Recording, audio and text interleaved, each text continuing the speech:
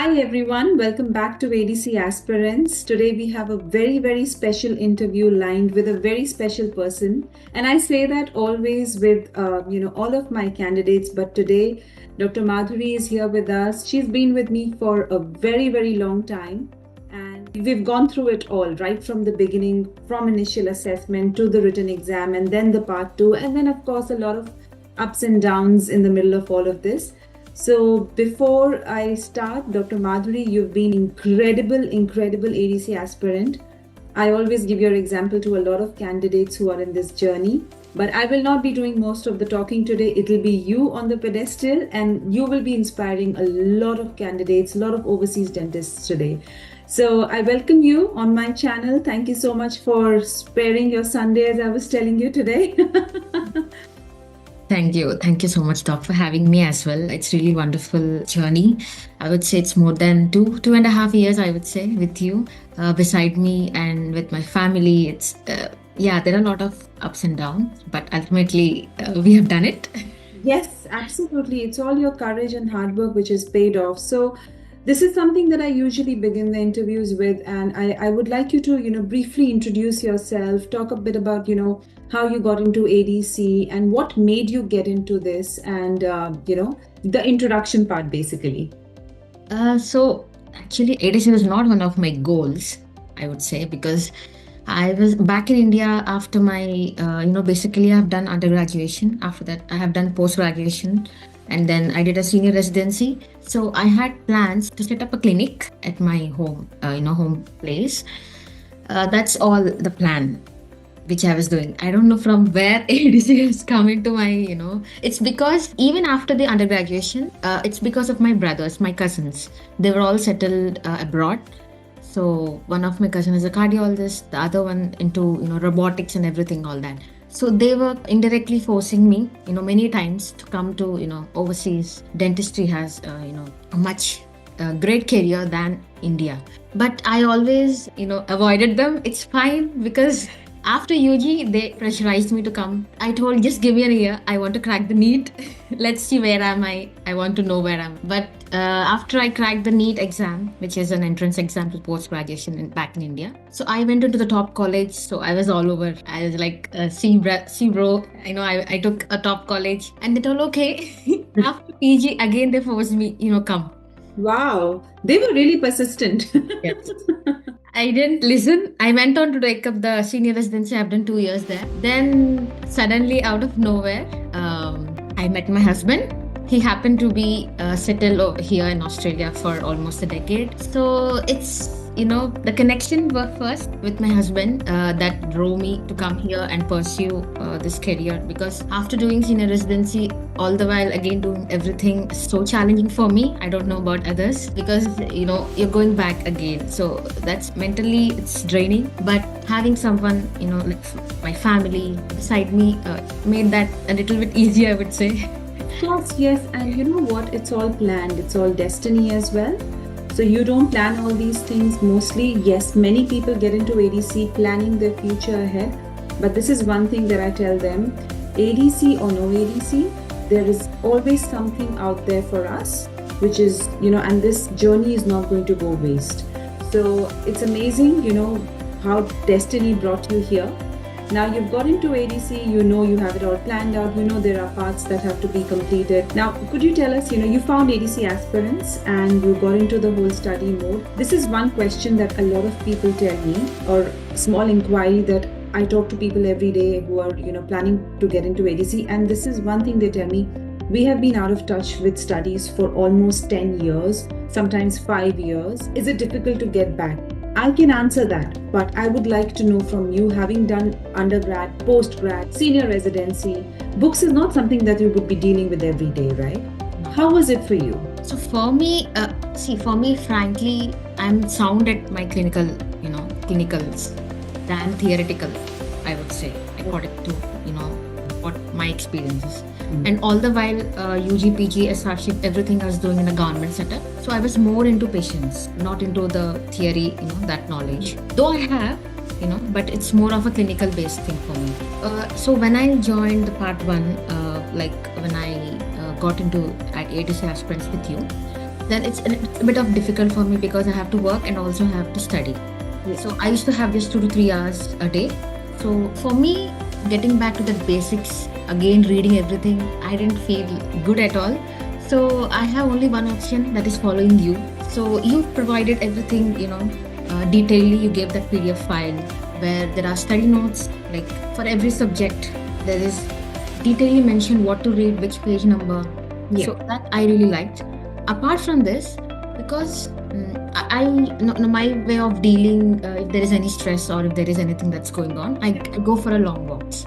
Basically, that's my. Beautiful. So I listen to music. So instead of music, I used to listen to your audio notes. Yeah. So that is one of the most important thing that helped me personally because of my situations around me.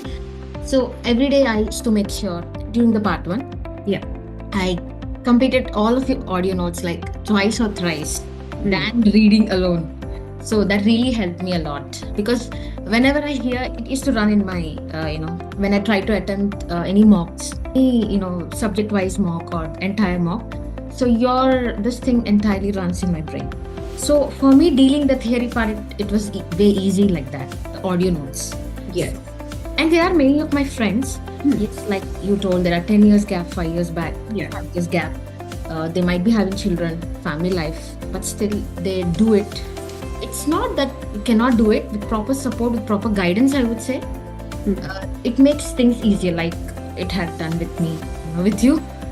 No, that makes Okay. yeah. That's a very valid point about the audio notes. I believe in today's age and world, we've all got very small attention span. We look at Instagram reels which are 30 seconds and then we scroll and we find things which are shorter. We were always looking for shortcuts.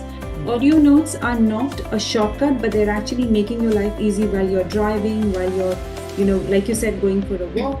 I have had candidates tell me that when they're, doing long procedures, like sometimes even a very long root canal procedure, they put on their headphones. Yes. They're just listening to notes. I mean, it's things that you've got to do, right? Got to make it work. So there it was, part one result. Congratulations were in order. And I remember, it was such a big relief, sigh of relief for you and many other candidates who clear part one. But then there was the real obstacle which lied ahead. How did you, and by that time, could you also tell us a bit about your transition? You moved from India to Australia at somewhere in between. So could you walk us through that journey as well? How was it?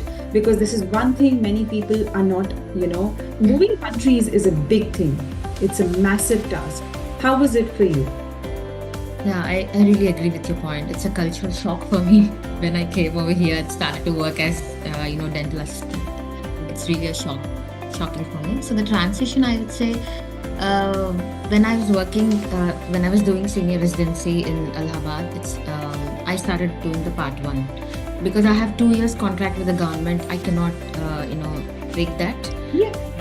I have a opportunity to move at that particular point, but I couldn't do it because of the contract. So I'm bound to work there. So I took that as an opportunity, as a, so that I can at least clear this part one. And then after moving over here, I can, continue with my part two.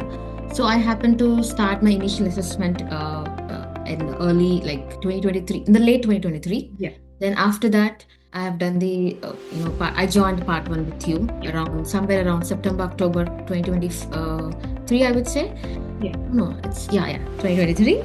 And then I gave my exam part one in somewhere around mid-March 2024. So I got my result in April and then I passed. So after that, my tenure of senior residence, it's 2 years. It's about to complete in the September. So then I planned, accordingly to join communication. Like I got to know that you also, deal with the communication part of part two. So there are no second thoughts. There's no research, nothing of that. I did it. That's so sweet of you to say that. Yeah. This is one thing people, take for granted. But, when you make the smart decision, and I'm not saying joining, particular academy, but when you are into it, you know what you have to do. I think that's the biggest win. Yeah, I agree. So in the month of June, I joined yours, communication, and then I took the suggestion, where to go in technicals from you as well. So back in India, I took the technicals there. So by the end of December, I finished my technicals, communication, like I finished the classes, but I was a bit hesitant because my weakest part is the communication and my strongest is technicals. So I missed an opportunity because of lacking the confidence to apply. I lost my first attempt. I mean, the first chance of applying for part 2. That's from Jan to May. Okay. Because I just don't feel that confidence in me in communicating. So I didn't do that. Right? So around Christmas 2025, I moved over here. So then I booked my exam in the month of, the next session, like May to September session, that is in the month of July. Yeah. So, and then I started home setup over here when I shifted over to the Melbourne. And then slowly I started practicing. Yeah, the things went on like that. But initially when I came over here, I started to work as a dental assistant. First, like in the month of January, immediately after coming, I started working because I don't want to sit at home. I'm not that person. I cannot as well. But the place where initially I went is, I didn't like the environment. It's a commercial setup. I don't blame it, but it's not my thing, my mentality. It's not patient centered at all. The place where I work, it's like rush. Everything in a rush. Yes. Didn't like it. Although I worked just to know how the setup is over here, how the way of dealing with the patients. So just to get that experience, I went for a month or so. But I was totally shocked. And I went into, oh my God, is this the place where I'm going to work? Am I going to work like this? So I didn't see myself at all as a dentist at that point. So at that point, I felt like quitting. Why did I choose this art? And then finally, I don't know, somehow, I even texted you because you're the one who suggested me, because I was in a dilemma. Should I go?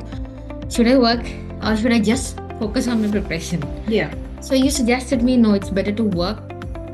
And because I have, 6 months of time. Exactly. To give my part 2. That's the first. I want to give my 100%. I don't want the second time. So I went with that mentality.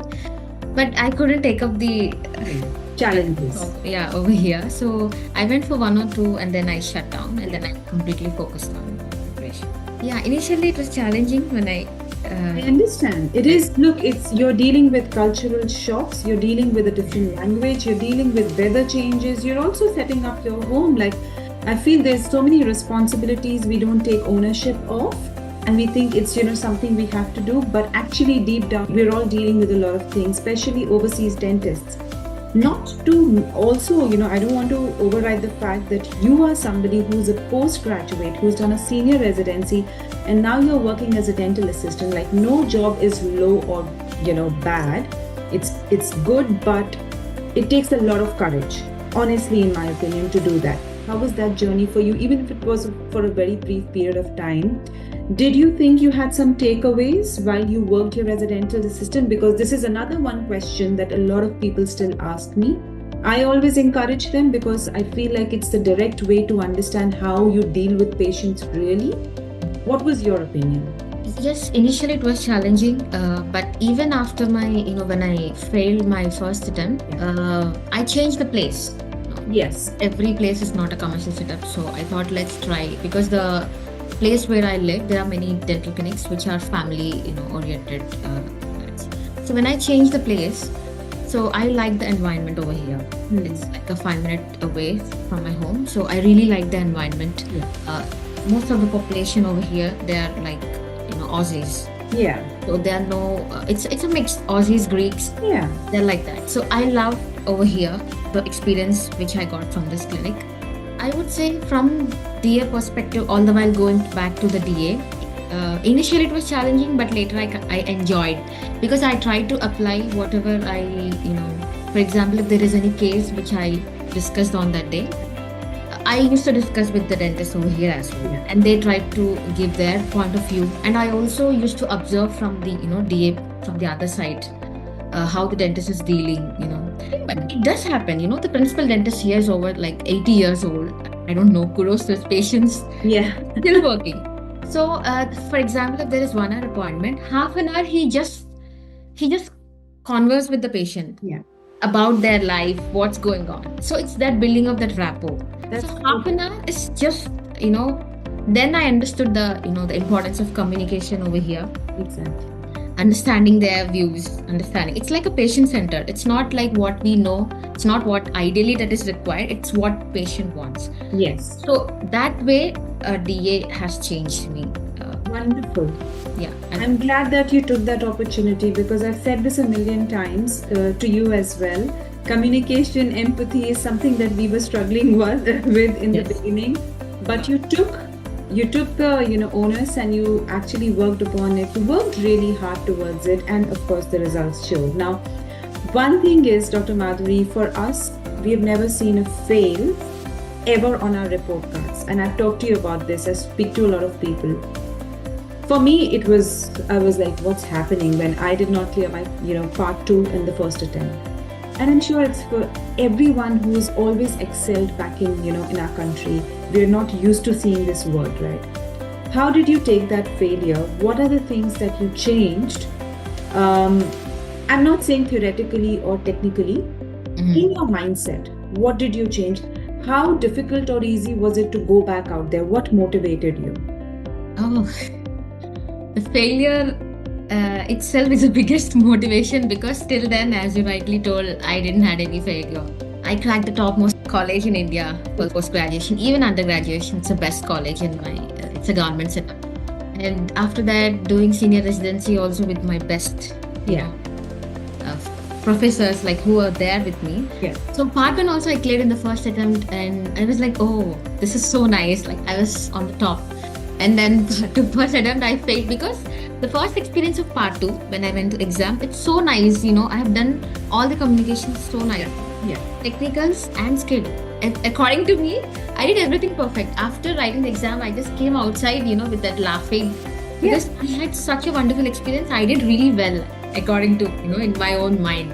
But when the result showed up, it's like I lost almost like 4 to 5 stations. Yeah. Most of them are skill lost. Yeah. And like, oh, I don't know what mistake I've done. Yeah. So what mistake I have done after I saw that result is, I didn't try to introspect myself. That is the most common thing which people don't do. Yeah.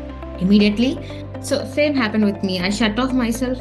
Basically, it's all that, a sudden hit of that failure. Of course. It hadn't happened to me. It's shocking. It's a jolt. Yeah. Though my husband was ready, he was like, he's optimistic, I would say. He's ready for anything. He has his backup plans. If this doesn't go well, what is there? Yeah. For me, it's never like that. Okay. I have to give my 100%. I have to get the positive result. So it's like that. But what did I do? Immediately after I got the result, I shut off everyone, even my husband, everyone. I went for a long walk. I don't know what happened. I was walking for 2-3 hours, and then I came back home. I suddenly decided that I have to work. I cannot sit like this. I cannot do with all this thought process. Yeah. And then I wrote a resume. I just walked in all the clinics, and I told, I just want to work. Even if you don't, give me anything, it's fine. I just want to work. That's amazing. So that is my way of shutting down. So I worked for 1 month, and then I settled down, and then I saw what mistakes I've done. I sat down. Yeah. I approached you as well. Yeah. That case, exactly. Yes, we've had long conversations about, because it's important. And I tell this to everyone, that when you are back from the exam, don't go into that mode of, oh, I'm done. No, actually sit down and write, because it's fresh in your memory. So yeah, please go ahead. So I've discussed whatever the stations that I lose with you. Even scaled one, I called them back in India to know what mistakes I have done. So I would say the one mistake which I have done is, when I did the home setup over here, I was in that comfort zone. I used to practice every day. At least I make sure I do it, 4 days in a week. So because I had the home setup, I have that, liberty. So I used to practice every day. But the difference which I have done from first and second attempt is, first attempt I used to do every task ideally, according to the, the rubrics. But second attempt, I didn't do everything ideally. I focused on the unsatisfactory thing, the borderline thing. So I focused on what if this happens in the clinic. If there's some mistake happen, either in technical or communication when you're conversing or when you're doing skill. If there is any mistake, I try to redo that within the given time, how I can fix this, so that I will get into the satisfactory. So that was a major difference. So part one, I did everything ideally, even the communication, ideal way to do, the ideal way of practicing technicals, the ideal way of doing skill. Part two, I just changed that approach. I tried to balance everything. Even if it goes into unsatisfactory, how can I make it into at least borderline, or how do I manage the clusters? Exactly. If task is gone, Of management. yeah, how do I cover the other two rooms? Even if one info, for example, in my last attempt, Yeah. the second attempt, in info and gathering, I didn't do really well in first room. Yeah. So I thought, how could I cover up, or how could I perform well in the other room? So I dealt with that part of managing. Amazing. That's what the difference that I've done. Yes. First and second attempt. And it's really good because what changed really, even if you're not aware of it, was your mindset. And that's one thing that we have to keep under control on the day of the written exam as well as practical exam. Your journey has been incredible. I love talking about successes, but I also talk, and touch base upon failures because these are the things that teach us. Now, a few words from you, Dr. Madhuri, about how ADC aspirants proved instrumental in your entire journey so others can get inspired as well. Definitely, you played a huge role. There's nothing, hiding in that. I don't hide away. I tell everyone. I say from Mary to John, I took Dr. Henna, and most of them are not aware of your name because you take only few students. Yes, because yeah. Who is she? And I used to send that YouTube video which I got inspired before I joined your part one. I used to send that. You just look into this and you approach her. She'll be really looking forward to talk to you now. Yeah. So yours is a huge role from part one. It made my life so easy, especially during part one when I was working for 8 to 9 hours a day because I had to do very less things. So your audio notes, as I mentioned, mocks, that really plays a huge role. But for part two, it even helped more with the communication part. As I told, I was really weak in communication. So during this ADC journey, I tried to understand what is empathy, the first and foremost, which I don't have at all. I realized that, when I was dealing with the patients back in India, I realized that I don't have empathy because I used to not think, for example, if the patient comes with the pain, I used to just treat like a doctor. So it's not like I used to not feel for their pain, because it's not just the technical aspect that we're dealing. We have to deal with the patient emotion, what they're going at that point. So that changed with your discussions because you provide a very detailed for every case, a detailed explanation, how we can approach, how not we can approach. So you're also very spontaneous. Your way of speaking, that also really inspired. That's the only motivation from the start, from the part one. So I used to look up to that quality. So that I practiced a lot. Initially, I used to do with my study partner. Then I tried to do in front of the mirror. Yes. I would say the mirror thing helped me a lot. Yes. Apart from the study partner, apart from the tricks that you provide during every, and the mocks. So I would say, yes, you played a major role. Thank you. And I always say this when I see candidates, dentists succeeding in their journeys, what I look forward to is seeing them in CPDs, in conferences, and just going up to them and talking. So I hope we are in the same city. We are both in Melbourne. We're going to catch up soon. We've decided that, right? But thank you for your kind words. It really means a lot. I'm going to, just ask you very few questions which will be very inspirational for a lot of us, a lot of people who are watching as well. Basically, everyone has a low point during this entire ADC journey. Not everyone, but most of the people, and you've had one as well. At what point did you feel like quitting, and at what point did you decide, I'm not going to quit? I am not going to give up? So after the, first attempt of the part two, when I failed, that's the time I felt like quitting. And also when I moved over here, when I shifted from India to over here, when I started to work in the first commercial. Yeah. These are the 2 points where I gave, second thought. Yeah. I choose the ADC path. Kudos to you for, just letting go of that feeling because it's very hard and nobody can do that for you. It's only you who's done that for yourself. So hats off. What do you think? Because you would have met a lot of people in this journey who have been in the same boat as you, right? What do you think is the biggest mistake people make, overseas dentists make during the ADC journey, during their preparation? Okay, yeah, I've met a lot of. I'm a social kind of person, so we could see during part one, I used to have a now. Apart from the consistent study partner, I used to have many study partners. Sure. So the biggest mistake people do is just going with the, for example, if you're stuck with one mentor, like for example, if I am doing everything under you, if you try to follow the other mentors as well, it might not work for some. It might work for some people, but it might not work for everyone. You get confused. So I would say that in many of my study partners, they try to follow their mentors and they try to follow some of rest of them. So that will mess up actually. So instead of that, if you're trying to focus on one thing, just go with that. Don't try to listen to everyone because you join in so many groups in this process of preparation. So when you dedicate to that one mentor, so just follow that blindly. If you have any doubts or any queries, it's better to ask the same instead of digging around that. Yes. So that's the most common thing which I observed. So I shut that off actually. So I followed whatever Yes. whatever I have to deal with and what from my own personal experiences. I would say, yeah, that is the most common mistake. Wonderful. That's a very good tip for all of the people who are actually with a lot of academies. Sometimes people take up free tests, free mocks. It's good for your practice. I'm not against it. But when you try to reason it out with somebody who's not trying to teach you that thing, it becomes difficult, and I go through that a lot. Now, one question people ask me a lot is ADC really difficult? Is it really hard to crack? Can I do it? I mean, of course, I don't know them personally, so I can't answer that. And you can only answer for yourself as well. In your opinion, Dr. Madhuri, what do you think about the ADC exams?